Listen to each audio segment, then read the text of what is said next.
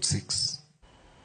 Rumbi maluoro kwako aluora maloruk bang' achije moko mag njore manyo manore gi ligangla mag lweny monjo gweng' ma Korea ne location ma Silvia mokwalo diek 40.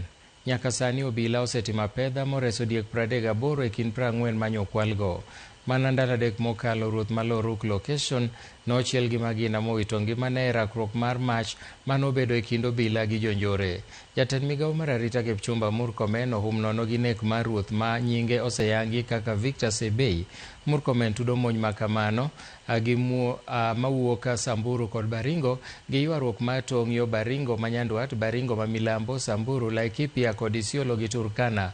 Oseyo josiasa mowacho ni lando kwe godiechieng' to bang'e siayo tulo gotieno. If anybody thought that we are going to slow, we are going to cede any part of Kenya to any of the criminals, I want to say this without fear of contradiction, that we are not going to cede any part of this republic to any criminal. Our officers are well-trained, well-facilitated, well-resourced to take care of our country. That is why they are recovering all this livestock. The police officers are here because we know they are likely to come.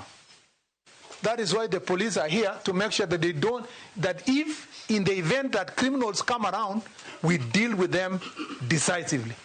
And I want to say that what has been done in the last few weeks, I want to ask the police officers now to upscale it, to drive away all the criminals from this area, away from this region, and to make sure that as much as possible, they do everything humanly possible to arrest them.